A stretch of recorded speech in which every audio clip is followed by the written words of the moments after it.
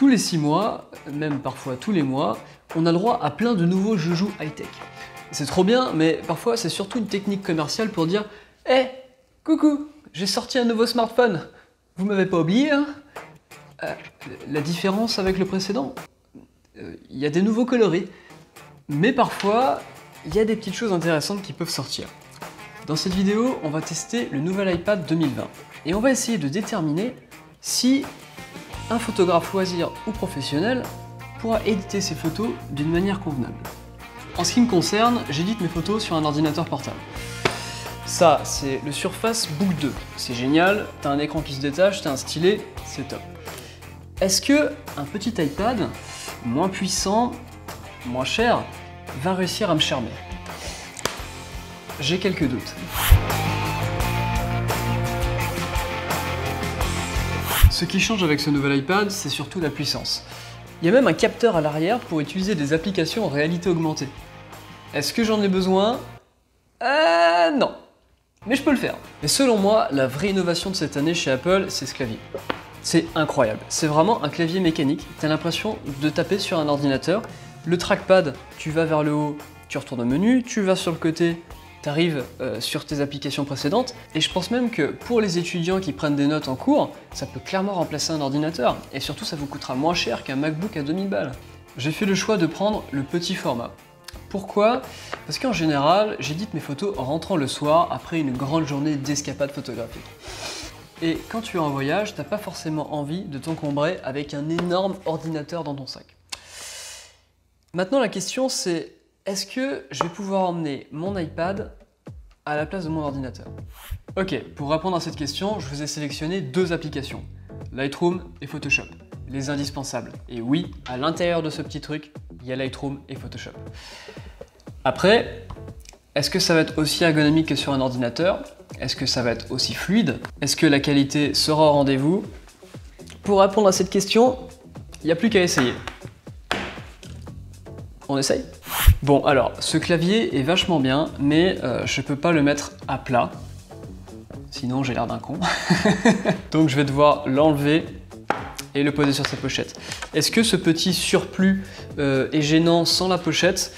J'ai déjà essayé, et pour le coup, il n'y a pas tellement de balance, c'est pas si gênant que ça, mais je pense que pour protéger les objectifs, c'est quand même bien de le mettre sur quelque chose de soft. Bon, alors, je vais vous partager mon écran. Voilà, normalement, vous voyez tout ce que je fais. Ici, tu as toutes les applications de base. Ici, c'est mes petites applications fétiches, notamment Netflix et YouTube, hein, qui sont mes deux pertes de temps préférées.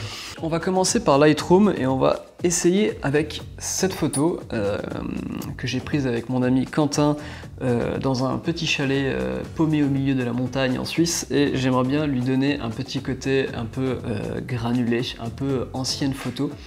Avec la fumée et le vieux chapeau, ça pourrait être sympa. Donc en général, je touche le contraste en premier pour regarder si je suis bien. Il y a une petite option qui est très sympathique, c'est que si j'ai foiré par exemple mon exposition, j'ai juste à double-cliquer, hop, et je reviens à zéro. C'est plutôt sympa. Donc là pour la lumière on est bien. Pour mes courbes, tu as ta petite courbe qui s'affiche sur ton image et tu peux changer tes courbes. Donc c'est très propre. Au niveau de la couleur, je pense que c'est là qu'on va pouvoir donner cet effet un petit peu ancien à la photo. En général, on rajoute un peu de température, c'est ce qui fait ce côté un peu vieillot. Si je voulais mettre ma photo en noir et blanc, il y a un petit outil black and white là, hop, je clique dessus, et tout de suite ma photo est en noir et blanc. Au niveau des effets, il y a la clarté qui est intéressant. Vous avez vu, beaucoup de clarté, peu de clarté, la différence. Donc là c'est vraiment l'outil artistique par excellence, mais c'est un outil qu'il faut maîtriser, apprendre à maîtriser. T'as la vignette, pour avoir une vignette blanche ou une vignette noire, tu choisis. Ok, donc je vais retourner dans Effets et t'as un petit onglet grain qui m'intéresse pas mal. C'est là qu'on va avoir ce côté photo ancienne, justement, c'est en rajoutant ce faux grain. Et je pense même qu'on peut y aller à fond. On va booster le truc à fond pour vraiment faire photo ancienne. Pour le coup, si la photo était si ancienne que ça, je pense pas qu'elle soit aussi saturée, donc on va partir dans les couleurs et baisser un peu la saturation. Vous voyez, très saturé. Pas saturé. Je vais peut-être utiliser un dégradé radial que je vais mettre à l'arrière de son dos et je vais baisser l'exposition. Ça c'est quoi? Ok, c'est ça que je veux. Alors, je cherche à pivoter sur le côté, c'est pas super intuitif. Et ça, c'est quelque chose que je peux faire sur l'ordinateur assez facilement. Mais alors là, je ne trouve pas. Donc, à mon avis, ceux qui savent vont me prendre pour un con. Mais là, je trouve pas, pour le coup. Et voilà, maintenant, on a un petit avant-après de la photo. Donc, je peux cliquer une fois sur la photo, ça me le met en plein écran. Je peux zoomer dessus. La qualité de l'écran est vraiment top. Et si j'ai envie de voir un avant-après, j'ai juste à appuyer dessus. Hop, avant, après, avant, après. Voilà, je pense qu'on a réussi avec un iPad à donner ce petit côté filtre Instagram old school. Donc je suis assez content. Pour le coup, le résultat est très propre. Est-ce que je vais pouvoir maintenant utiliser Photoshop pour peut-être rajouter un titre ou un petit détail? On va essayer, mais je pense que ça va être compliqué. Ok, donc on se retrouve un petit peu comme sur un ordinateur. Tu as ton projet, tu cliques dessus. Découvrir les nouveautés, on s'en fout. Oh là là, oh bordel, j'ai foutu le bordel, j'appuie sur n'importe quoi. Suivant, suivant, suivant, suivant, suivant, suivant, suivant, suivant, suivant. Ok, donc on se retrouve avec cette image. Qu'est-ce que c'est que ça? Ok, alors j'ai une bouboule, je sais pas à quoi elle sert. Oh! Ok, alors je n'arrête pas de dupliquer ma photo en plein de fois. Je sais pas comment j'ai fait. Ok, bon alors c'est pas super intuitif pour bouger son image par rapport à une souris. Donc moi mon but ce serait de mettre un titre à l'arrière de mon sujet. Donc normalement pour ça, il va falloir que je sélectionne mon sujet et que je fasse un calque de celui-ci et insérer en sandwich entre le nouveau calque et l'ancien calque un texte. Sélectionner un sujet. Oh! Super, il m'a sélectionné mon sujet tout seul. Donc normalement cet outil-là te permet de voir, et voilà, s'il a bien sélectionné, vous voyez ici il y a quelques petits défauts de ce côté-là, ça n'a pas été super bien sélectionné. Ok, bah écoutez, on va faire un calque de ça. Ah, bon alors après quelques minutes de recherche, c'était pas si simple.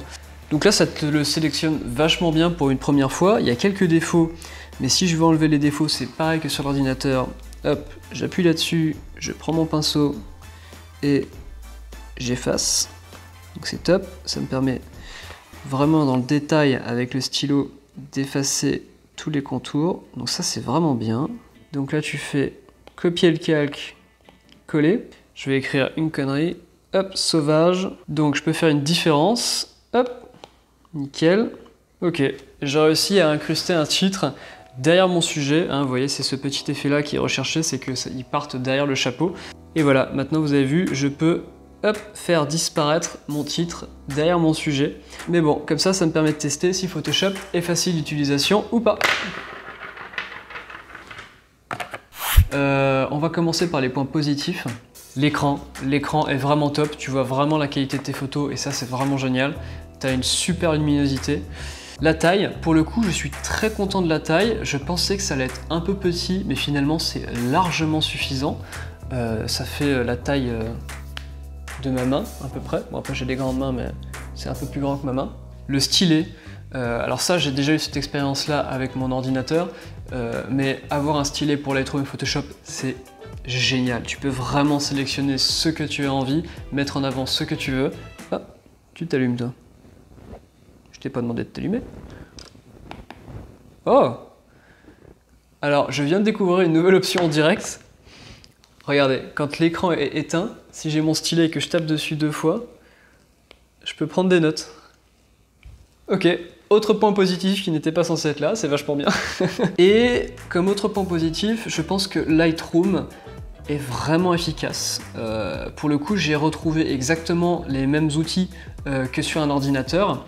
Je n'avais pas besoin de plus. Petit bémol pour cette histoire de dégradé radial que je pouvais pas tourner comme je veux, mais à mon avis c'est juste que j'ai pas trouvé et qu'il va falloir que je me penche un peu sur la question.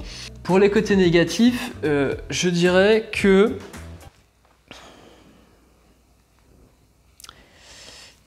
quels sont tes côtés négatifs, petit? C'est cher, mais c'est moins cher qu'un ordinateur, donc pour les personnes qui veulent faire de l'édition photo uniquement sur Lightroom, je pense que c'est vraiment bien. Par contre, pour Photoshop, je suis pas convaincu. Je pense que pour le plaisir, mettre un petit texte derrière un sujet, à la limite ça allait, mais Je pense qu'il faut prendre le coup de main. Je pense que c'est pas encore super bien optimisé, même si on voit qu'ils ont fait beaucoup d'efforts pour vraiment faire en sorte que ce soit ergonomique pour un iPad. Mais pour un projet professionnel, je pense que, à mon avis, je resterai quand même sur un ordinateur. Donc, conclusion, pour Lightroom, c'est top. Pour l'édition de photos basique, c'est génial. Si vous êtes un artiste qui fait des photos et vous n'utilisez jamais Photoshop, eh bien, je pense que c'est vraiment quelque chose de très intéressant. Par contre, quand on commence à utiliser Photoshop et à faire un peu de montage, notamment pour des projets professionnels, pour des clients, là, j'aurais du mal à le conseiller.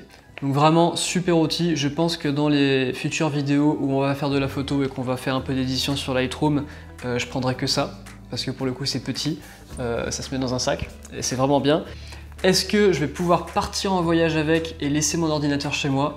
Sincèrement, je pense que oui, parce que je fais jamais de Photoshop en voyage, je fais que de l'édition de photos sur Lightroom, et à mon avis, ça va me permettre de gagner de la place. Et l'un des gros avantages de cet iPad, c'est que c'est de l'USB-C. Je ne l'ai pas dit au début de la vidéo, mais c'est plus le port Lightning tout dégueulasse, maintenant c'est vraiment de l'USB-C, donc ça veut dire que je vais pouvoir connecter un petit dongle dessus et mettre une carte SD directement de mon appareil photo, télécharger les photos sur mon iPad directement, ou alors je peux même connecter un petit SSD et mettre mes fichiers à l'intérieur. Donc ça c'est vraiment bien. Avant on pouvait pas faire ça sur les iPads et maintenant on peut vraiment utiliser des cartes SD, des disques durs pour pouvoir faire des partages de données.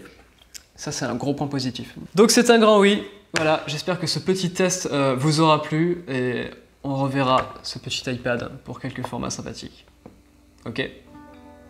Et maintenant je vais manger ce bonbon. Et vous êtes clairement pas obligé de me regarder en train de faire ça, donc on va couper. Salut!